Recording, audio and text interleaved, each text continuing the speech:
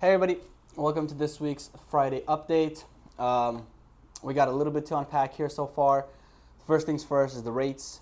We finally, or I guess not finally, but we broke over 7% after teeter-tottering in the mid-sixes for the last 6 months. A little bit unexpected. Nobody's expecting to go over 7 yet. We were expecting to kind of teeter-totter in the mid-sixes up until September, but we just broke over 7. 7.12 to be exact for your 30-year conforming. Your jumbo is sitting at a 6.75 as well as your FHA for your 30 years, but we did break over into the 7s. What does that mean?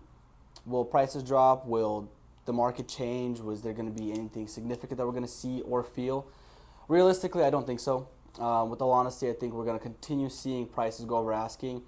The only reason I speak on that pretty confidently is firsthand with the offers that I write. I write over asking offers for my clients. We put escalation clauses. We don't waive everything. We still want to have security and protection, as I spoke in a previous video about that. And we're still being outbeat. Just recently in Puyallup, we wrote an offer, gave $20,000 to $30,000 over asking on it, and the property ended up selling $75K over asking. So even in Puyallup, selling $75,000, nearly $100K over asking on a regular home, kind of just gives you a perspective that anything that's good on the market is going to sell. This week has been a very productive, very eventful week, I should say. Wednesday we closed on a property in Edgewood under asking for my clients that I've spoken about. Friday which is today, we closed on another property down in Bonnie Lake as well for our clients. Won it against multiple offers, didn't do anything damaging there. It was under $400K for the property, freshly remodeled. I got a chance to work with a good friend of mine that we used to work together at a brokerage before, so it was great. No complaints there. Had 2 listings signings, so we have a Green Lake listing coming back on the market. It will be June 8th for that one. And we also have a Queen Anne listing. It's a condo, 1 bed, 1 bath, 654 square feet. HOA dues are significantly low. When they told me that the HOA dues are only $459, I was in shock. I thought that they were going to be telling me like $825, $830, which was going to be like a nail biter, like, ugh, a little bit steep there. But for $400,000,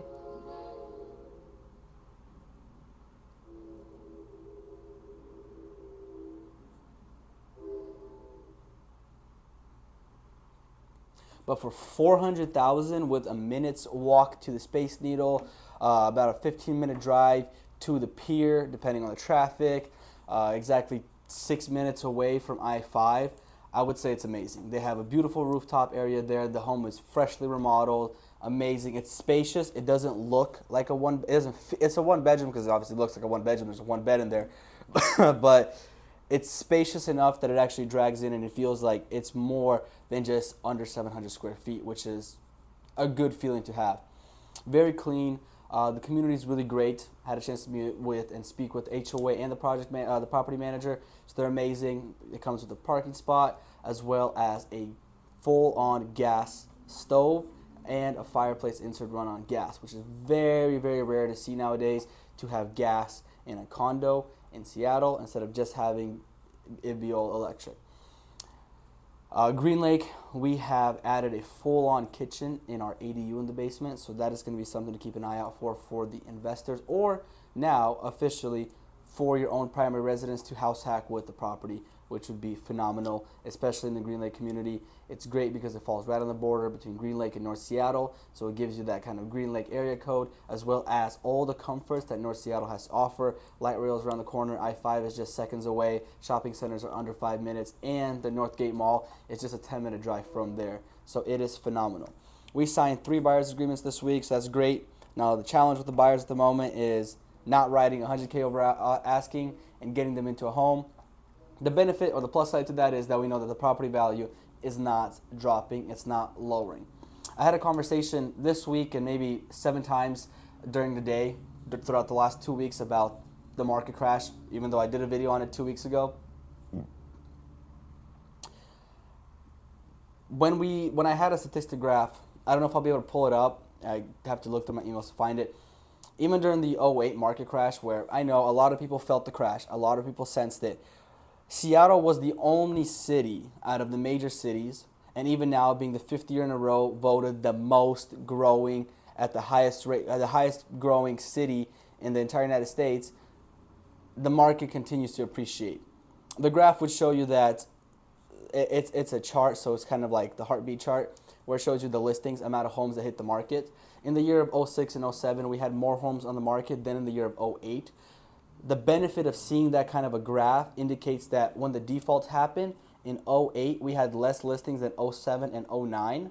If you look at San Francisco, New York, Miami, or even Houston at that aspect, when it hit 08, the chart skyrocketed, meaning a lot more homes hit the market, a lot more defaults, a lot more crashes for them, a lot more job loss for them. Seattle was one of the only cities that didn't have a spike in 08 when everything went down the drain. Matter of fact, even 09 was a stabilized percentage of homes hitting the market compared to 07 and 06. We pretty much teeter-tottered between a pretty decent median compared to like San Francisco, for example, where they skyrocketed 3 times the amount of homes that hit the market and the mayhem that it caused. The reason why I bring it up is to give you kind of peace of mind. If you're planning on putting it away saying, well, I heard that the news is portraying that I shouldn't buy a house, the rates this, the rates that, the market, the economy this, I'll just tell you this. I've mentioned this before. One of my favorite interviews is, I think it was from the 1975 or 1980s, when the rates hit astronomical in the double digits, past 15%, they were almost 20, and a person said, well, we're going to buy the house because it's an investment. But on the contrary, when you listen to any other person talk saying that your home is not an investment, one of my favorite interviews was, I think, from 75 or 80, the year 1975 or 1980, where they were interviewing people who were buying at really high interest rates, 21%, 19%, 22%, and asked them, why are you buying at such a high interest rate? Their response was simple. The rates go up, we can purchase it, get a discounted price in a sense, and then we can refinance later. We're in a much different but similar situation where the rates are going up, which again, you can refinance, but with the shortage of inventory, what that gives you is that even though the rate is going up, if you buy right now and the rate goes even higher after that, you're still going to hold value in your property. I had a client reach out to me. We sold a house to her last year, and I was running some CMAs on it. And for example, it sold, let's say, for 605, right? She bought it at 605, and I was running CMAs on it, and I'm noticing that it's not even been a year since, and she's able to sell it at 655. Her only concern about selling it is she wants to move in a different community, et cetera, et cetera, et cetera, personal criteria that she needs to meet. But it just goes to show that even when the rate went up, because she bought at a 4.5% interest rate, even though the rate went up, her property appreciated a significant amount. And I'm only saying that because I see the properties next door, next street over, around her area that are selling significantly higher than what she even bought at when everybody said that that was the peak price. You know, so again, market's going to grow. Market's not going to stop growing. Real estate is going to continue to appreciate. I've been saying this maybe for about 6 years at this point, about Seattle becoming the new hub of the West Coast, becoming the New York City of the West Coast. And I do believe that. I do strongly believe that Seattle is going to be the next New York City of the West Side. Way too much tech industry investments here. We have way too much of that. It runs on the tech industry. It doesn't seem like they're moving out. Matter of fact, they're building more. This is probably public information at this point, but Seattle headquarters did shift over and did build here 2 years ago on Dexter Street, 2 towers for them. So, sorry, not Seattle, Apple, right? I don't know if I said Apple, but Apple headquarters did. And so now they're opening up an Apple location for all their employees here as well. I think it's fully operational by now. It should be complete because we were doing it in 2021 after the wave effect of the COVID situation. Yeah, it should be in full operational now on Dexter Street, right in front of, I think it's called Dexter Park in Seattle. But hey, I just got to say, buying real estate is always smart. Nobody's going to pressure you into buying real estate when you come work with our team. If you're planning on selling, again, as I said before, May, June, July, mid-August is your peak time to sell. If you are considering that, call me, ask me, whatever you may imply, whatever might be the question, like how much equity you have. Again, feel free to reach out, ask about that. having a lot of talks about stuff like that. I have no problem answering the question with no kind of strings attached to it. There will be no pressure from our perspective. If you are looking to buy, again, we just closed on a deal 2 days ago on Wednesday, under asking in Edgewood. So it is achievable. It is possible. But you may have to cut some criteria out. If you want the best, the top of the line home at a $50K discounted price when 40 other people are in line to look at the open house, we have to set realistic expectations for stuff like that. But location for pastry / coffee, I'm not a big coffee head. I'll drink it if it's there, but I don't go out of my way to search for good coffee. But food, love food, love it. So in Queen Anne, where we're going to be having the condo listed, my client told me to try. It's called Nielsen's Pastries. Nielsen's. That's probably Nielsen. I didn't get a chance to try it that specific day, but I came back 2 days later and it was amazing. So I had obviously the poppy seed Danish,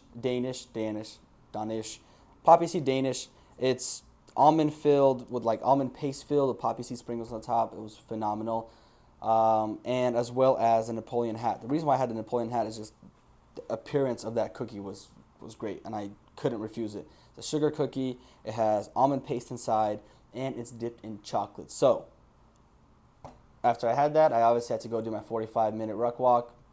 That one had to be longer because I had to burn off this 700 calories in 2 little pastries, but challenge is going good. We are officially on day 56 today.